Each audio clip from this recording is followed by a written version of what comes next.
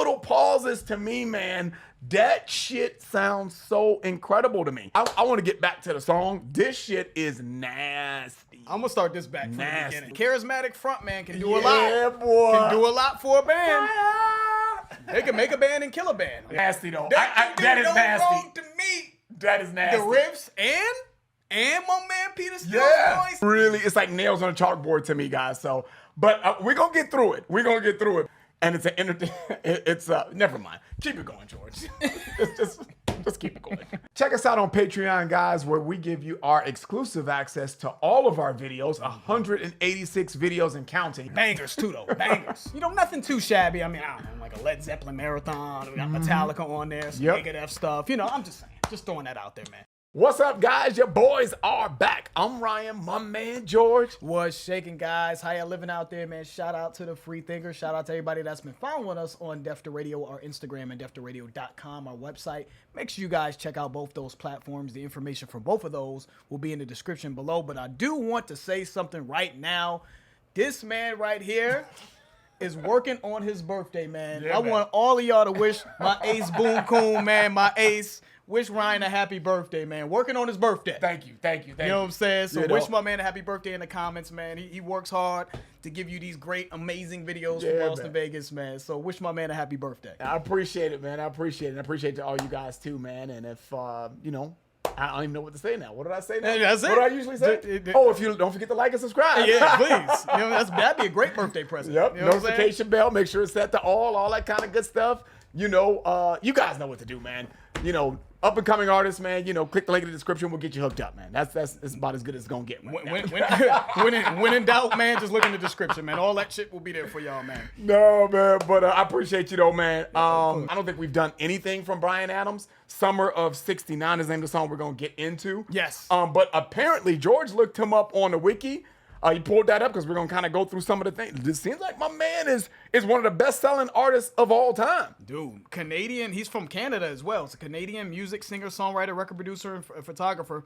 He has been described as one of the best-selling music artists of all time, and has estimated to have sold between 75 million to around 100 million records worldwide.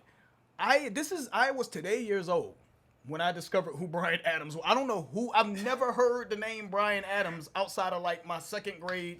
Like, you know what I'm saying? Like some dude I met in second grade whose name was Bryan Adams. You know what I'm saying? Who the hell is Bryan Adams? And Summer of '69 is a huge song for him. I'm looking on YouTube. It's 230 something million views on that song. Looks like at age 15, Adams replaced Nick Gilder as lead singer of glam rock band Sweeney Todd. So he was 15 though. Wow. When you know what I'm saying? Like he wasn't even legal, and he was the lead singer of an established band. It looks like. It says Adams has had 25 top 15 singles in Canada and a dozen or more so in each of the US, UK, and Australia markets. It looks like he rose to fame in 1983 with his top 10 album Cuts Like a Knife. The name of this album is what? Reckless? Okay. And this Reckless. And this came out in 1984. 84. Okay. So the Cuts Like a Knife album is really what got him popping. What does he do here? It looks like he does rock, pop rock, soft rock, arena rock, heartland rock. So let's see what Bryan Adams is all about. Again, we chose what seems to be clearly one of his biggest songs in summer of '69. But I'm just like, who the hell is... How we found Bryan Adams was on his classic rock playlist where that's on the streaming platform that we use, and he was up in there with Led Zeppelin and all these other people, so he's up there with the big dogs, and apparently he's a big dog. You know what I'm saying? 75 million, 100 million records sold worldwide. That's crazy. So let's get into it, man. Bryan Adams, Summer of '69.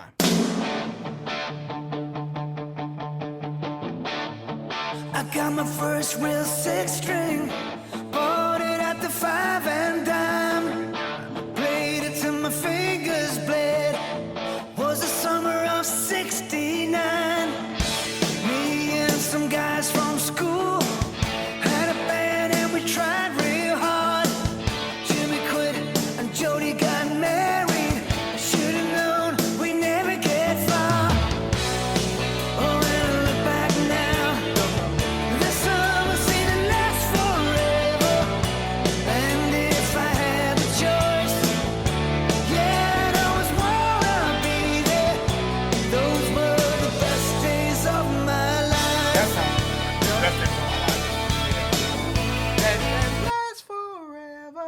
and then I think from Last Forever all the way to Best Days of My Life were familiar to me. You know what I mean? Something last for. But I'm like, I thought that this song, because I feel like I've heard it somewhere, but I thought it was like a Bon Jovi song or some shit like that. It has that singing in a bar. It does, yeah. Like kind of anthemic, slightly anthemic, but more so bar song that gets people like on tables and on dancing on bar. You've lost that love and feeling. You know that shit from Top Gun? When everybody was in the bar singing and shit? That's what this sounds like. Yeah. That kind of like where everybody chimes in and starts singing. I think that's what you meant, sir. Yeah, that's what I'm saying. Okay. We on the right page. You know what I'm saying?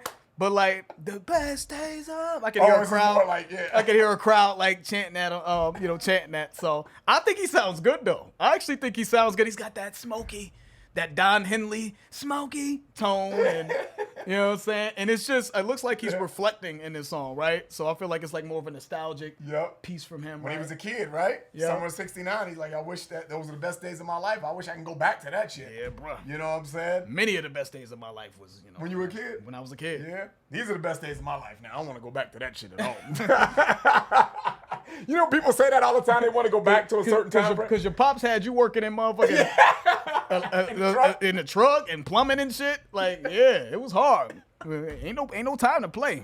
Ryan's dad didn't play. Rest in peace to the man. Yeah, man. Yeah. So, that's a true story though. By the way, George is not embellishing that. My dad's like, you got 1 week in the summer. Everybody get a summer break. I got 1 week every summer, and either I had to go to work. I had to go either back to school for summer school, or I had to go to work with him or my mom. Yeah. There was no playing the whole summer away. That's madness. You know what I mean? So your summer's whatever, 79 or whatever the case may be. It was raw, bro. Wasn't no playing. Yeah, man. So yeah, man. This sounded familiar to me at that point too. You know what I mean? The best days of my life, especially when he said that. That kind of cadence and how he was saying that. So I thought that that's what this song should have been called. And I was reading here, it looks like it was originally titled Best Days of My Life. While the summer of '69 does tell a story of a young man potentially set in '69, it was actually written about making love in the summertime. You know, hence use of the number 69 wow. as a reference to sex. You know what I mean? I didn't know he was coming like that. I didn't know that either. So literally. Coming like that. Coming out. Yeah.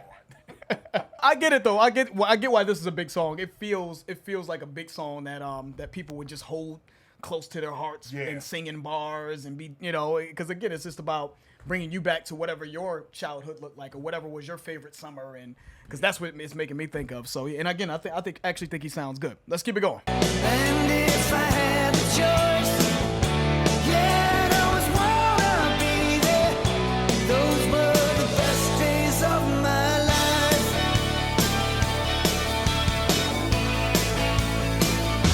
Hey!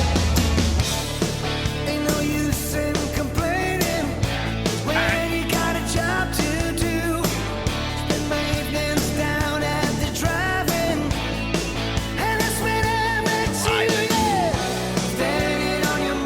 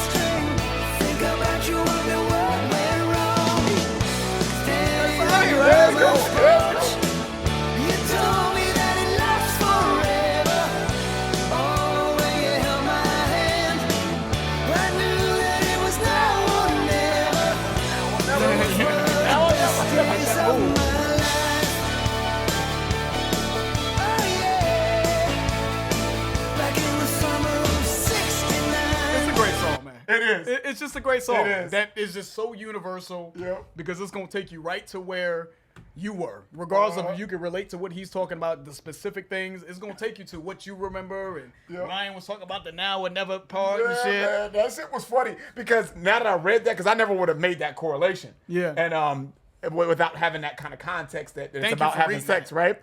So the chorus now has new meaning to me, even though I love the way he's saying the melody in the chorus. I mean, I think he destroyed that, and like George said, it's very catchy, it's very fun, it's very universal, all that, popular, all that stuff. But let me just read it slow now. Now that we know the context, you guys probably already know the context, but now that we know the context is about making love, right? He was you were standing on your mama's porch over there, you know? And then you took my hand and you said it was either now or never. You know what I'm saying? And he's like, well, yeah, I'll take the now then. You know what I'm saying? And that was the best days of my life right there, bro.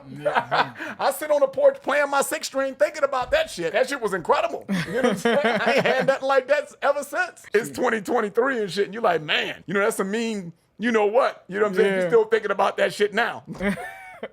That's just everlasting. But great song though. Great song.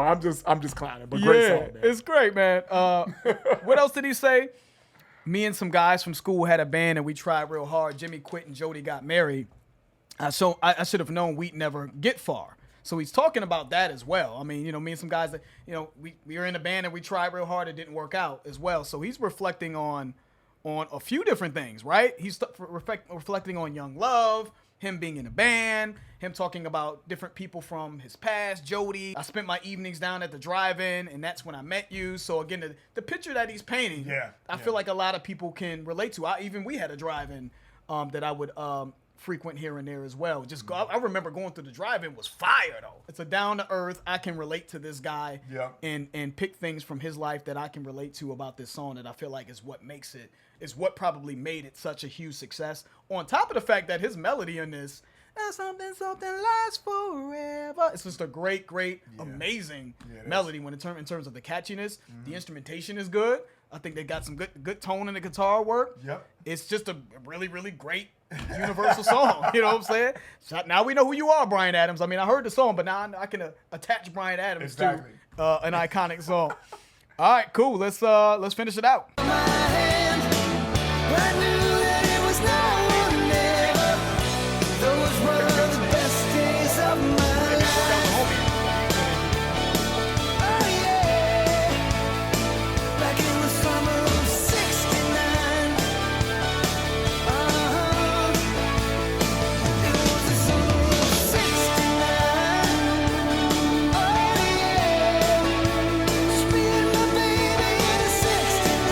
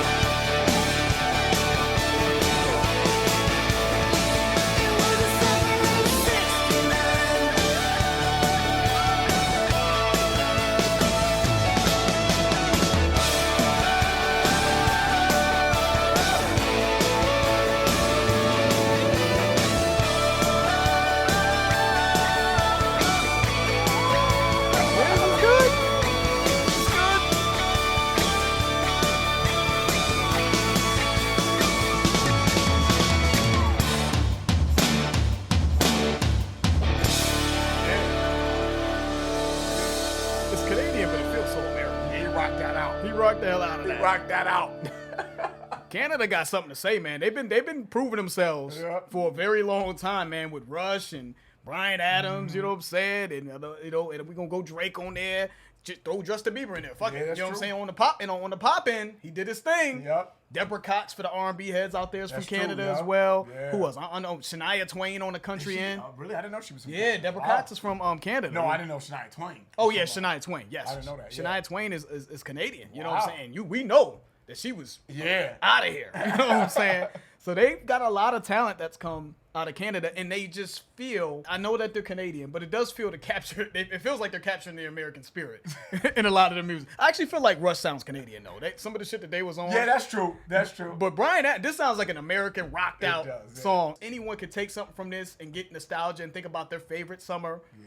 You know, I got a couple of summers that I feel like I can, you know what I'm saying, take and from the old mental Rolodex and be like, yeah, that summer was kind of crazy. You know, when it comes to love or when it comes to just being with my boys and riding bikes when I was young and exploring the city and playing football in the field and, you know what I mean, when the street lights were down and, you know what I'm saying, and the touchdown was the light post and shit, and playing with my friends and having rain, you know, all that shit. Going to the Splash Water Park, which is now closed down, which makes me sad. And, you know, I'm just saying, it took me there. That's why I'm giving you guys That's that. cool, so, man. love the melody in this. Just rocked. Yeah. And kind of anthemic-ish. Yeah, And it is. bar It is. song. I'm pretty sure I probably heard this in a bar somewhere or something like that. And you just want to sing along to it, man. So salute. Classic. Yeah, joint. man. Shout out to fucking Bryan Adams, man. That shit was great. I liked it a lot. Give us some other suggestions from him, man, because that was just a fun song and it rocked out and it was cool. And the way that ended, they kind of looped that dun, dun, dun, dun, dun, dun, dun. Yeah. It just kind of kept going. It looped probably about a good 3 or 4 times before they actually ended it. Yeah. And I bet you that just can just in a bar, in a concert, whatever the case may be, I'm sure that just fucking rocks out, carry it, man. yeah. Just rocks out. You know, it's just a fun fucking song. Yeah. And when you say that you can see people singing that, man, yeah, I think that is exactly what happens in every bar in the U.S. and Canada. You know what I'm saying? Yeah. When this song comes on, if you know about it, you're like, oh, yeah, this is the shit. So, so that was fun, man. I really enjoyed that, man. And give us some other suggestions. It looks like he has a lot more. So he had like 25 top 15 singles in Canada and a dozen or more so in the USA. So it looks like we're going to have plenty to choose from this guy. So give us more from Mr. Bryan Adams. He's probably got other songs we've heard before. That's the end of the video. If you guys enjoyed that, please hit the like button. If you haven't subscribed, please subscribe. Make sure you guys follow us on Patreon and make sure you check out our site, deftoradio.com. Both those platforms are a great way to support what we got going on here. The information for both will be in the description below. I'm George. That's Ryan. Las Vegas. We out.